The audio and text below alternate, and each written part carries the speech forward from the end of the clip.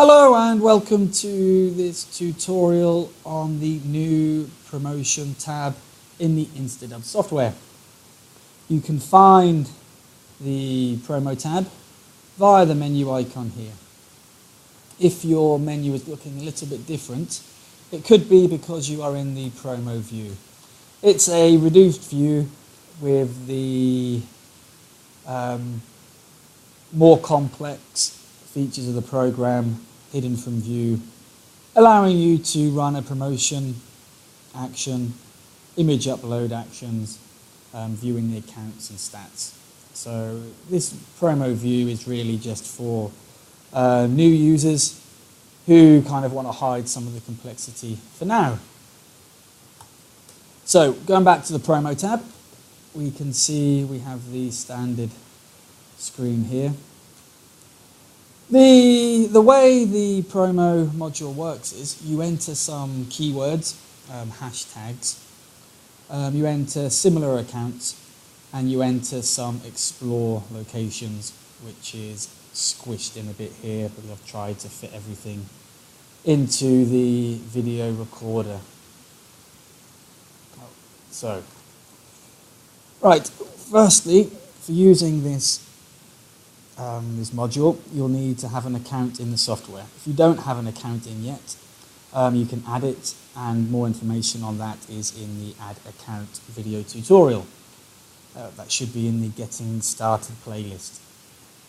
So I'm going to use my Root.js account here, and I'm going to run a promotion action as if I was promoting our SoundCloud Manager software. So I'm going to enter in some hashtags. SoundCloud. You can enter with the hash if you want, but you don't need to.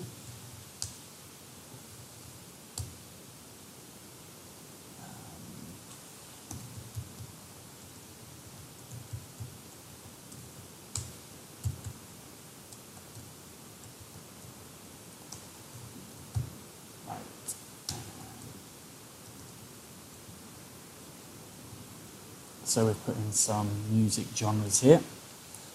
Let's add some similar accounts. Again, you can enter the URL. You can enter just the username. I'll just enter some random things here. I guess they exist.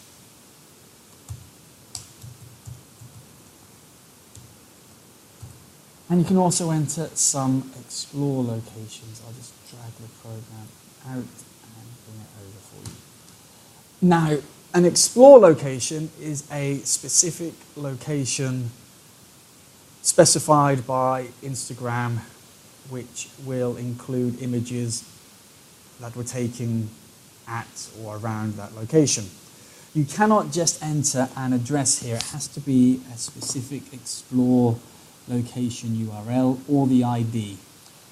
Now, if you don't know any, which you probably don't off the top of your head, we can scrape them here. So let's say I want to do London, UK. It will then tell us it's scrape is running in the background, and here we go. These are all Instagram locations. So here there's a London, United Kingdom, and here you can just see cropped a little bit the explore location, and they've given us Brixton, which is a part of London, Heathrow Airport in London, and various locations that have matched. The ones at the top will be better matches, and the ones at the bottom will be less. So here we've got Scaffolding Company, Euro Car Parts. So probably better to stick towards the top. You can multi-select by using the control key.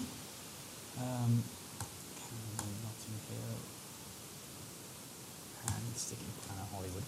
So we stick in OK, and here we can see we have our explore locations input.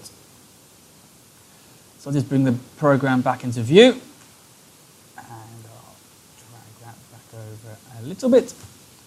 So these are our inputs that will be used by the program to run some default searches. Searches will run based on your keywords, based on your similar accounts and your explore locations. The program will scrape a few images and profiles from these searches and then will action upon them. So here we can specify the actions we want to run. I'm going to run a follow and a like. You are able to comment on any images returned. However, I will give you a little warning that commenting on images does require some thought about what you are doing. You don't want to be just commenting on lots and lots of images with random, nonsensical comments, as it is, well, it's spamming is what it is. And annoying users is not a good way to interact with them. Annoying users is a good way to generate complaints. So if you don't really know what you're doing with commenting, I would recommend, if you're new to the program and new to automation bots in general, just leave it unchecked for now. We can always come back in and set it up at a later date once you've read a bit about it and you've learned things such as tokens and spin tax and ways to make your comments applicable to the image or the profile you're posting to, and you have some generic comments which should pretty much work for the images you're commenting on. I'm not going to talk any more about commenting. If you want to know more about it, check the commenting tutorial. It works the same way. You have the comment control where you enter your comments, load the old ones, tokens. So if you want more on that, see the commenting module. I'm trying to keep this tutorial basic and mainly on the promotion module. So if we are going to be following and liking, we need to set limits on how many we are going to perform a day. Currently we're set to 80 follows and 200 likes. There's some defaults we can do here. You can do a called normal, aggressive and safe. They're just names given to it, they don't really mean anything. So aggressive could be 300 follows a day with 500 likes. Normal, 150 follows a day, 300 likes, and safe, which is 80 follows and about 200 likes a day. Now, before you start writing to me or posting to the forum, what are the best values to use? There is no best. Before you ask me what is the limit, there is really no limit. Some of you have asked me, what is the highest I can set it and be safe? Well, setting it the highest you can and be safe, that's kind of an oxymoron. The limits, they change. You used to be able to follow 800 a day with no trouble, and now you can't. So perhaps at the moment you could follow 200 a day and be okay, and the limits change next week, and now you're not okay. If you're following on a one-off action, you might be able to get away with 400.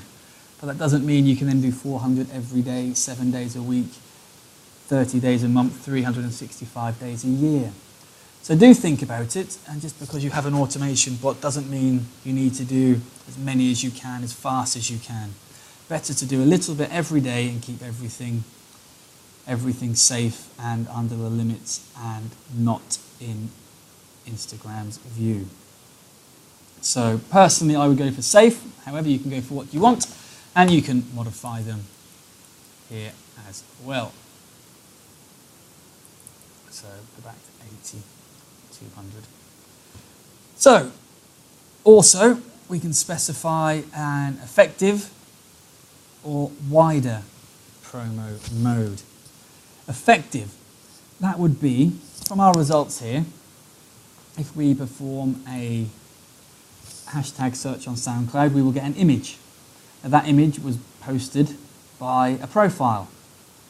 So if we are doing effective promo mode, then we would like that image and we would follow the profile that posted it, so that user would be notified that we followed them and we liked their image. For similar accounts, perhaps we are going to scrape the followers of. So the results of a followers of search is a profile. So if we are doing effective, we will follow the profile and then we will scrape the most recent image of them and like it. So again, they'll be notified we've followed them and we've liked their image. So it's a way of giving multiple notifications to a single profile, which will hopefully get our account noticed. Hopefully it will pick their interest to check out your account, and if your images and your account seems like something they're interested in, then they'll follow you back and start interacting with your images, which is what we want. However, that does mean we will be only interacting with, say, 80 different accounts with a follow and then 200 with the likes. Whereas if we're doing, that would be, we are interacting with 80 accounts from the follow, which will be duplicated with the like, and then 120, which would only be the like. Whereas if we do a wider search, the searches that return a profile, such as a similar account, followers of, we will follow them. We will not like their recent image.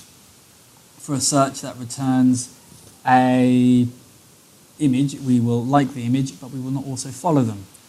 That means we will be interacting with 80 accounts for our follow and 200 accounts for our likes, so 280. So it's wider in the fact that we are interacting with more unique accounts a day. What is best to use? Well, it all depends really. There isn't that much in it. Personally, I tend to go for effective. You go for what you like. So, just a quick recap. We have specified our inputs, which are our keywords and our similar accounts and our explore locations. This will be used to perform searches, which will return images and profiles. We can specify what actions we will perform on those results. Follow, like, comment optional. The others are also optional. We don't have to follow and we don't have to like. We've also set our limits on what we're going to do daily and specified our promo mode to be effective. Down here, we can see additional actions that may be created. Create a daily stats action, create an unlike action, and create an unfollow action. These will create separate actions in the processor. The daily stats action will run every day, every 24 hours, and it will scrape details about our account, which will fill in the accounts view here. And if you go to the stats view, you'll see there's more details here for you. Again, it's all a bit crunched in because I've made my window smaller. So the daily stats, probably a good thing to run. And unfollow. As we're going to be following 80 accounts a day, eventually we will hit the Instagram following limit, and then you won't be able to follow anymore. So it's a good idea to unfollow the accounts once you've followed them after a set period. You don't want to follow someone on a Monday and unfollow them on Tuesday, because if that user doesn't check their Instagram until Wednesday, they see the notification, someone followed me, wait a minute, they're not following me anymore, what are they doing? So they're unlikely to follow you back if they notice that. Again, perhaps you do not want to unfollow accounts that have followed you back. So you followed and liked their media, they noticed this, they followed you back, and you want to keep following them. That's another option that can be set. So unfollow, like create daily stats, I would recommend to create for your promo action. Unlike, there isn't actually any limits to liking images, but some people, they don't want to have a huge amount of likes associated with their account. If we are following 200 a day, in a week that's 1,400. In 10 days that's 2,000. In 100 days that's 20,000 images we've liked, which starts to get pretty excessive. So if you want to be unliking some of them, the oldest images that you have liked first, then you can create an unlike action. So finally, we have the filter. Filtering, it does make the action a bit more complicated. I'll go through it very briefly now. If you want more information on every single option, then do check the filtering tutorial. It can be found on YouTube. You can get more information from the forum, and you can find information in the documentation from the website. I'll bring it up, and you can see here the image user filter. So firstly, it loads up the image filter. So perhaps you do not want to like any, or you do not want to process any images that have a minimum or maximum number of likes. So perhaps you think if the image has less than 10 likes, that perhaps it's a low traffic account, the image isn't of good quality, and you don't want to be associated with it. Perhaps you want to limit the account to, say, 500. The thinking being, if an account has a lot of likes, or the image has a lot of likes, then perhaps it's a high traffic account, which would be great if they did follow you back. However, when they have so much traffic, the chances of being noticed perhaps are reduced. You have to come up with your own ideas here, but an account which is active, an account which has some traffic, perhaps you have a better chance of your interactions with them being noticed and getting a follow back, rather than a high-flying, trend-setting account that has hundreds of thousands of likes. They just aren't checking their notifications, and you're not going to be noticed. Some of the filters you want to be careful using. The filtering information is used in the main application, where perhaps it makes more sense. For example, days since image uploaded. If you want an image that has only been uploaded in the last 7 days, some of the default searches will be returning images which are over 7 days old, and you will just be ignoring lots of images that the program will be finding for you. So before you go crazy with the filtering, do just be sure that you understand what you are doing. Another one people want to use perhaps is ignore words. You want to ignore all not safe for work, all porn, sex-related keywords, so fill them in here. If the keywords you're searching for perhaps have dual meaning, again, put the words to ignore here. Then all the images that have that word in the description or the caption will be ignored. Include words. A great way to find images that matches your include words. You can really focus in. However, you'll be ignoring lots and lots of images that don't include it. You do have a limited amount of requests that you can make to Instagram. You can't just be making thousands upon hundreds of thousands or millions of requests. Well, the program can't make them on your behalf without having a rate limiting where Instagram just says, yep, that's enough. You've been hitting our servers too hard, too long, too fast. We're going to block you for a temporary period. If you are too restrictive in your filtering, if you are too restrictive in your include words, perhaps you're only matching one image in 100, perhaps you're only matching one image in 1,000. So if you want to get 80 images for a day, that means you need to check 80,000 images and ignore 79,920 images. If your filter, you might be having to make 3 or 4 requests to the Instagram server per filter, per check. So your 80,000 is now coming up to nearly 500,000 requests in doing this daily.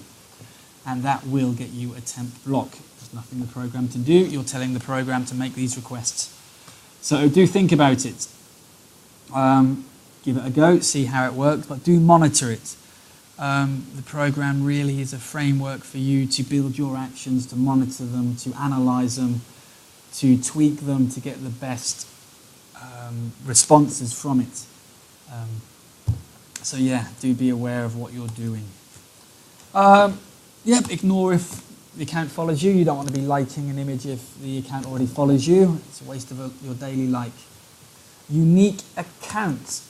Let's say I have searched for hashtag hip hop and there's a hip-hop artist who has just posted 100 images today, and I have scraped those 100 images.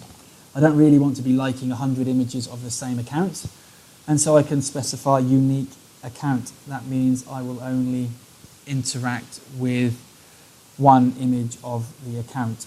If the search has returned 100 images of the account that I'm going to be following based on the returns of the hashtag, well, scrap that. If I'm going to be liking the images returned from the hashtag, I want to be liking this artist, this profile once. They'll get the one notification and hopefully they'll see it. I don't want to be hitting them multiple times. So that's also a good filter to have. Maybe you do want to hit them if someone is being returned, if he's uploading lots and lots of content for the hashtags you are searching for, then they are really interested in that hashtag and they'd be a great person for you to follow back, and maybe they're going to notice if you like 100 of their images. Include locations, ignore locations. When an image is taken and uploaded to Instagram, the location data is saved.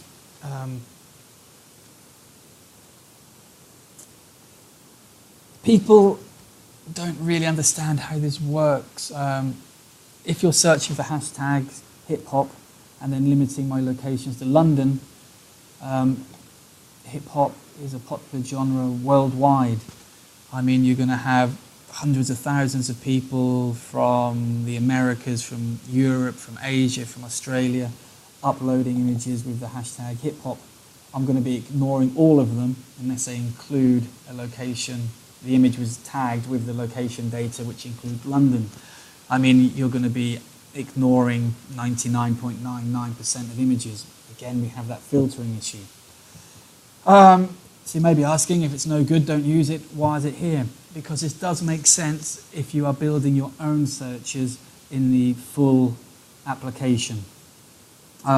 Ignore locations work better. Perhaps you really want to, your searches are returning only a handful of locations, and some of them you want to ignore. I mean, ignore is always better because that means you're going to include 99%, but you just really do not want to action on that 1%. So if you're thinking of doing anything, think of ignore to add rather than include. So this is the image filtering screen, and I've just seen the time. I've been talking for 22 minutes. I really better get a move on, otherwise I'm going to break the YouTube limit.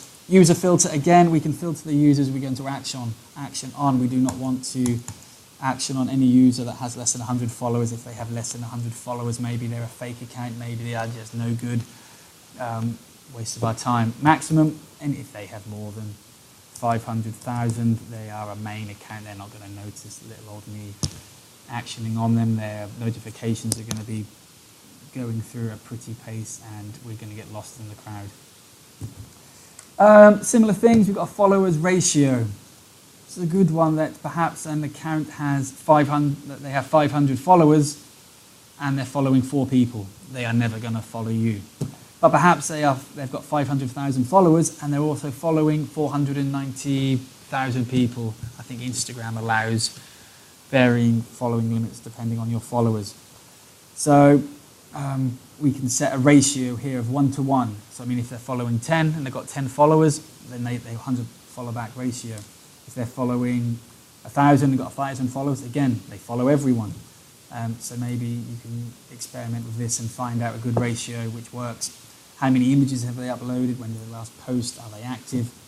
Sex filter, gender filter. Are they male? Are they female? This is not perfect. Instagram does not give this information. It does not tell you what the account is.